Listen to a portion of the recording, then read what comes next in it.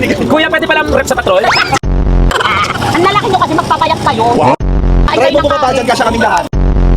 Ang sisiba nyo, hindi naman kayo mauubusan ng pagkain sa mundo. Habi siya pa nagsasabi.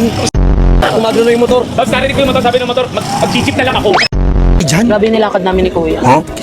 Happy fiesta everyone! Pwede ko ba agad? Ay, ano na yan? Ang dami nilang narating, oh. Nakarating sila sa beach, sa Bella, sa New York. Di ba? Sa Garden of Eden. Hello po. Ay, matukuha agad! Mamaya na yan. Grabe ka talaga. Ate Beth, nahiya po kami. Ay, nakakaya. Salamat po. Nahiya po kami. Nahiya kami. Uy, Alex. Alex, sa demonyo, tama kunin natin. Angat ng buhay, Ate Betty. Yung plato niya pang shala. Correct! Ay, shucks ko rin pang malakasan. Tignan nyo, hindi ko mapapasag. Ate Betty, ba't yung Corel nyo may letter D? Corel. Kayo po nagluto? Ay, may chef. Dahil dyan, nanalo kayo na house and lot. Oh my God! Babs. Lord, sana po maisara muna ni Bax yung zipper niya bago ko mapunta. Alam mo ka, Kevin, kung saan tayo dinadala? Sa mga libre, may magbabayad na naman.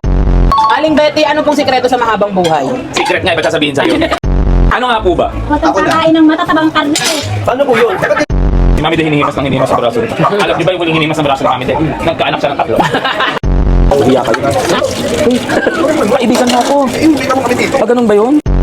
Salamat na lang tayo sa loob.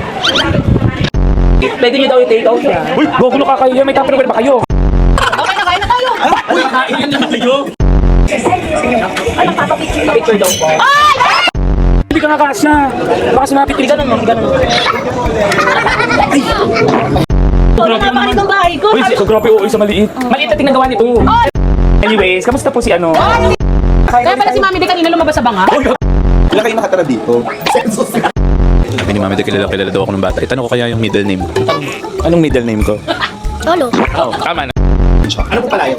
Ellie. Ellie rin po to. Panty yun. Minudo, minura. Pero malamig.